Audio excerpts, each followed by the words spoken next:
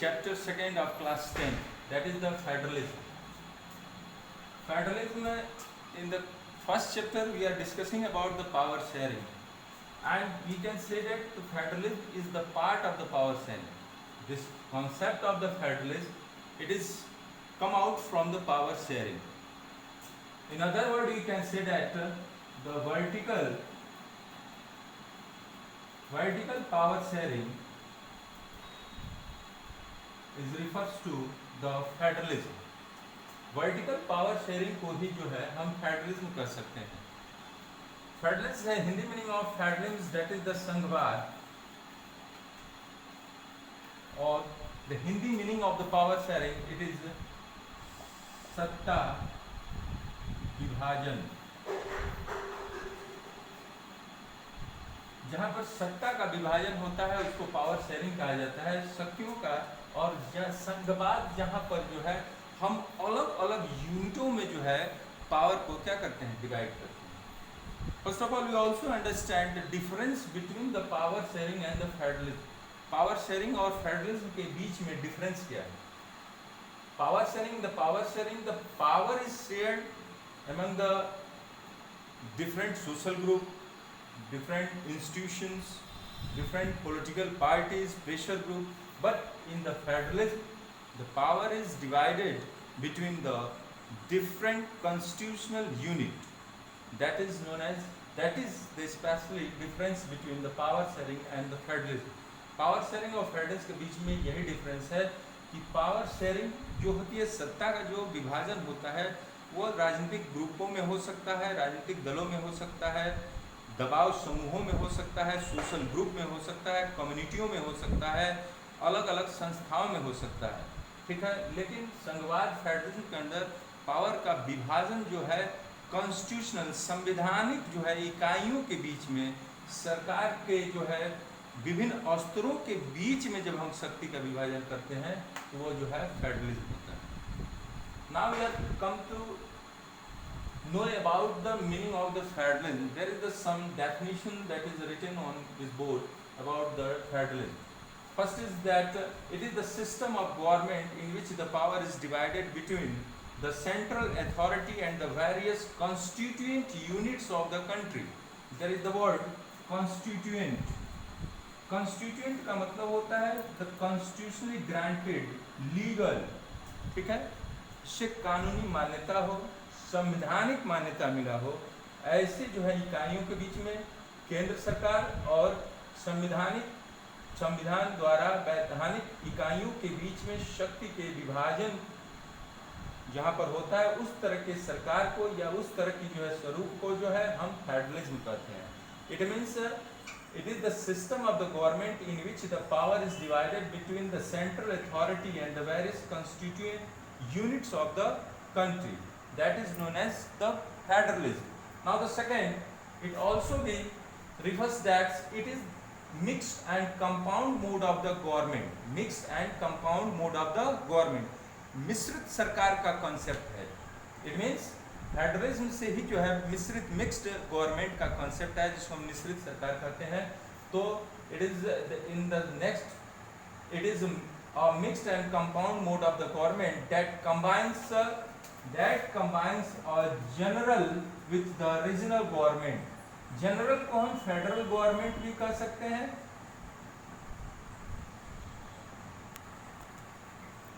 या इसको जो है सेंट्रल या यूनियन गवर्नमेंट को भी गवर्नमेंट कह सकते हैं. लेकिन जो रीजनल गवर्नमेंट यहाँ जो दिया है ये प्रोविजनल गवर्नमेंट है, प्रांतीय सरकार है, टेरिटरी गवर्नमेंट है, प्रोविंशियल गवर्नमेंट इसको कहा जा सकता है, या जो है ये स्टेट गवर्नमेंट या रीजनल गवर्नमेंट, क्षेत्रीय मतलब टेरिटोरियल गवर्नमेंट, प्रोविंशियल गवर्नमेंट इसको कहा जा सकता है. और जनरल गवर्नमेंट का कंसेप्ट है द फेडरल गवर्नमेंट और द यूनियन गवर्नमेंट और you can say the central government. तो it is the mixed or compound mode of the government that combined or general with the regional government. Now the next, it is the system. It is a system. It is a system of government in which the same territory is controlled by the two level of government. ठीक है, it is the system of the government which the same territory is controlled by the two level of government. ये इस तरह की सरकारी जो है व्यवस्था है जिसमें एक ही प्रांत जो है दो स्तर की सरकारों के द्वारा गवर्न की जा रही है. जस्ट लाइक एग्जांपल, अगर हम जो है किसी स्टेट में बिलोंग करते हैं, यूनियन टेरिटरी में है, तो वहाँ की जो है पर्टिकुलर लोकल गवर्नमेंट तो है, ये साथ साथ उसके ऊपर जो है सेंट्रल गवर्नमेंट भी है. तो एक ही सेम टेरिटरी को जो है दो स्तर की सरकार जहाँ पर जो है गवर्न करती हो, एडमिनिस्ट्रेट करती हो, मैनेज करती हो, कोऑर्डिनेट करती हो, ऐसे सरकार के सिस्टम को, सिद्धांत को जो है फेडरल गवर्नमेंट कहेंगे. इसका next, it is a system of government in which the same territory is controlled by the two level of government. Now the next, something about the glimpse of the world. It means it is the data that is given in your book in 2002, that about out of 192 country in this world, out of 192 country in present time, near about 25 countries those are applied the system of federalism, those are installed the system of federalism in their own country. ठीक है, it means about the 40% of the citizens, ठीक है, of the world population come under the federal system. लगभग विश्व की 40% आबादी जो है इस समय जो है संघीय सरकार के प्रभाव में आती है. मतलब ये 2002 का डाटा है, that is also given in your book, and there is the map. ठीक है, in map you can say the red color that indicate about those countries, those are accept or applied the model of federalism in their own country. ठीक है, it means out of 192 country, 25 country they have applied the federal, ठीक है, system of the government. Just like example of some country is also given here. The country those applied the federal system, just like USA, Canada, Brazil, South Africa, Switzerland, Germany, Russia, India, Malaysia, Australia. These are the countries those have applied the system of the federalism in their government system. ठीक है, here is also given the Nepal. Nepal is the youngest federal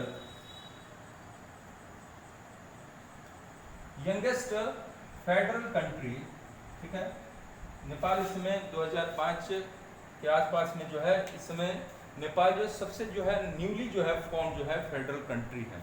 ठीक है, यहाँ पर जो है community representative नाम से जाना जाता है, जो डिसेंट्रलाइज जो लोकल गवर्नमेंट है. तो लगभग हमने बहुत सारे, यहाँ तक कि पाकिस्तान भी जो है फेडरल कंट्री के में आता है. ठीक है, तो सम जो लार्ज कंट्री हैं, जो लार्ज पॉपुलेटेड या जो डेवलप्ड कंट्री हैं, स्पेशली जो है फेडरल के कॉन्सेप्ट को जो है अप्लाइड कर चुकी है अपने देश में. तो एग्जाम्पल तौर में हमारे बुक में जो है दो ही तरह का फेडरल जो टैग में जो है लिमिटेड एग्जाम्पल दिया है, लेकिन यहाँ पर हम देख सकते हैं यूएसए है, कनाडा है, ब्राज़ील है, बेल्जियम है. बेल्जियम की कहानी पढ़े ही इन चैप्टर फर्स्ट फॉर से. स्पेन है, नाइजीरिया है, इथोपिया है. ठीक है, नाइजीरिया, इथोपिया है, ये अफ्रीका कंटिनेंट के हैं, साउथ अफ्रीका. उसके बाद Switzerland, Germany, Russia, India, Malaysia and Australia. Pakistan, these are the country those known as the federal country or the federal government there, and the Nepal is the youngest federal country in the world. Now we are especially discuss about some definition of the federalism, and also we have discussed about the difference between power sharing and the federalism. Okay? Now we are going to discuss the unitary, or you can say that unitary government. Unitary government का मतलब एक रेखीय, ठीक है, या एकात्मक, इसको हिंदी में कहा जा सकता है एकात्मक सरकार. ठीक है, यूनिटरी गवर्नमेंट. तो जब हम एकात्मक सरकार के कैरेक्टरिस्टिक्स और फीचर को जानेंगे तभी हम जो है फेडरल गवर्नमेंट को जानेंगे. ठीक है, तो ये जो है यूनिटरी है, ये मल्टीलेटरल है. तो unitary government, it is the system of the political, it is the system of political organisation in which most or all the governing power reside in a centralized government. It means there is the concept of the centralized government. ठीक है, there is one level of the government and that is completely centralized government. All the powers, ठीक है, all the power of the management administration that is reside within a single level of government, that is known as the unitary government या unilaterally government इसको कह सकते हैं. There is the some characteristics of the unitary government. The characteristic of the unitary form of the government, first is the centralization of the power. The power always be centralized. All the powers where they reside in the one level of the government and that is central government. It means all the power are the centralized in the unitary government. ठीक है. Now the single and simple government. It means there is the single level of the government, one level of the government, and simple government is here because in the unilateral government it is known as the simple because all the rules and regulation that is implemented or amended from the one place. ठीक है, and that is common for all the territory. ठीक है, those are come under that country or the nation. ठीक है, all the territory have been influenced by the single rules. ठीक है, and there is the single authority that implement or amend the rules and regulation. It means that there is not a complicated method of the formation or the decision making. It is at the single level and single authority have responsibility and right. It can say that a monopoly or even authority to form the government. ठीक है, to manage the administration system. It means the legislative at the single level that form or implement the law for whole the country, for whole states, provinces and territory of that nation. It means the formation of the law and formation of an amendment process that is very simple in the unitary government because they have no any complicated or there is no any oppositions, no any big debates to form the rules and regulation to take decision or making decision. That's why the single and the simple government. The uniformity of law, same thing. The law is always uniform. It means the single level of unit that form the law for all the different union territory or the states or the provinces. It means the rules and regulation always uniform. Okay? That is, it is not that the separate law for the separate states, the separate territory. The same law will influence or the enact all over the country or the nation where there is the unitary type of government. Now the no distribution of the power. Power were not distributed in the unitary government because all the power reside within the one level of government. Okay? But that is the negative. These all things are the positive impact or positive nature. Positivity show about the unitary form of the government, but here the despotism and the attribute unitary state that shows the negativity of the unitary government. Despotism and the attribute unitary state, it means when the ruler are not good, not responsible, not honest, okay? In such condition, the power that is within the unlimited power, okay, reside in his hand, his or her hand, it start he or she maybe misuse the power, okay, in the unitary government because all the power reside at one level. It means you can say that the despotism and attributes unitary state. It means अतताई अत्याचारी निरंकुशता जो है अगर जहाँ पर एक स्तरीय सरकार में आने की संभावना ज़्यादा होती है। अगर किसी एक व्यक्ति के हाथ में पूरा पावर आ जाता है, इसमें पूरे तरह से एडमिनिस्ट्रेशन पावर उसी के हाथ में होता है, legislation, executive and even the judiciary, ठीक है, जुडिशरी भी जो है उसके इन्फ्लुएंस में आ जाता है। तो इसमें अगर अनइथिनिकल, अगर इररिस्पॉन्सिबल, ठीक है, व्यक्ति अगर उस सत्ता को काबिल कर लेता है, सत्ता पर उसका जो अधिकार हो जाता है, तो हो सके जो है इस असीम शक्तियों का जो है वो दुरुपयोग करना शुरू कर दे। इसलिए ज़्यादातर चांस होता है, ठीक है, the despotism and attribute unitary states को जो है आने का, मतलब इमर्ज होने का, ठीक है, in unitary form of the government, ये इसकी नेगेटिविटी है। उसके बाद जो है नेक्स्ट देखते हैं द फ्लेक्सिबल कॉन्स्टिट्यूशन। यहाँ पर जो है कानून को बदलना या नए कानून को लाना या किसी तरह का मेजर चेंज लेना, डेट इज़ वेरी सिंपल, ठीक है, and flexible. You can say that जहाँ पर दो हाउसेज होती हों, लोकसभा राज्यसभा जैसे कॉन्सेप्ट हमारे इंडिया में है, तो वहाँ पर किसी डिसीजन को लेने के लिए लंबा प्रोसेस है, लॉन्ग डिस्कशन प्रोसेस है, कॉम्प्लिकेटेड मेथड है। लेकिन जहाँ पर यूनिटरी गवर्नमेंट है, सिंगल लेवल ऑफ गवर्नमेंट है, वहाँ पर डिसीजन लेना काफ़ी जो है इजी है, क्योंकि किसी तरह का अपोजिशन पार्टी नहीं, किसी तरह का अपोजिशन नहीं है, कोई इंस्टीट्यूशन जो ऐसा नहीं है जो उसके अगेंस्ट में खड़ा हो सके, तो वहाँ पर डिसीजन काफ़ी फ्लेक्सिबल है। अगर कोई रूल्स है तो उसको इजीली फास्टली उसको चेंज किया सकता है, नया इम्प्लीमेंट किया जा सकता है, अमेंड किया जा सकता है। तो flexible constitution it means any kind of changes it very fast and very easy in the unitary form of government in comparison of the federal government or the multilateral government, ठीक है।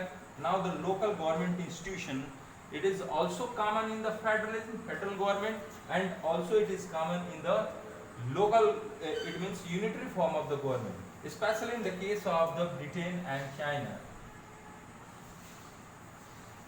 Britain and China। देखिए हमने जो है federal कंट्रियों को पढ़ा है, जो है फेडरल कंट्री में बहुत सारे इसमें देशों का हमने जिक्र किया, लेकिन इसमें कहीं ब्रिटेन नहीं दिखाई दे रहा होगा, क्योंकि हमने ब्रिटेन के बहुत ज़्यादा कॉन्सेप्ट हमने लिया है। जो हमारा जो है पार्लियामेंट्री सिस्टम है, जो that is the completely xerox copy of the Britain, but we can say that the Britain is not a federal country like India. India की तरह जो है ब्रिटेन क्या है, फेडरल कंट्री नहीं है। चाइना आप जानते ही हैं कि फेडरल कंट्री नहीं है, but the concept of the local government institution also be found in the unitary government, और you can say that the Britain and China. यहाँ पर चाइना तो कंप्लीट यूनिटरी है, तो यहाँ पर जो है लोकल गवर्नमेंट कॉन्सेप्ट पाया जाता है। इवन इन द ब्रिटेन में भी जो है लोकल रिप्रेजेंटेटिव्स का इलेक्शन होता है, लोकल बॉडी होती है, but they have not much right, much room, ठीक है, फॉर एक्सरसाइजिंग देयर पावर, ठीक है, like the federal government, but little bit they have the right over the local cultural regional activities, ठीक है, but they are only they are run according to the guideline of the central government. Central government के guideline के अकॉर्डिंग ये काम करते हैं। तो लोकल गवर्नमेंट इंस्टीट्यूशन कॉन्सेप्ट इसमें भी देखने को मिलता है। तो हमने जो है फेडरलिज्म के अंदर द पावर शेयरिंग और फेडरलिज्म के बीच में डिफरेंस देखे।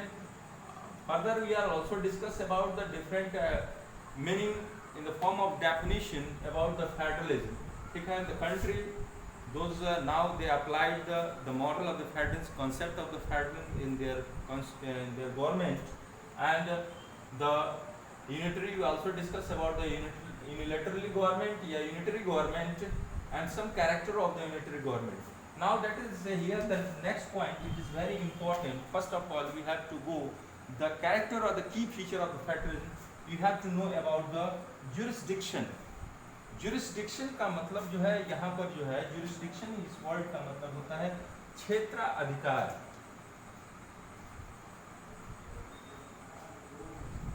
क्षेत्राधिकार मतलब किसी क्षेत्र पर या किसी विषय पर किसी संस्था का या किसी इंस्टीट्यूशन का या किसी भी राज्य का जो है अधिकार होना, ये jurisdiction है। jurisdiction का क्षेत्राधिकार न्यायपूर्वक होना चाहिए, न्याय पर आधारित जो है क्षेत्राधिकार होना चाहिए, और उस पर जो है संवैधानिक रूप से प्राप्त होना चाहिए, कॉन्स्टिट्यूशनली ग्रांट।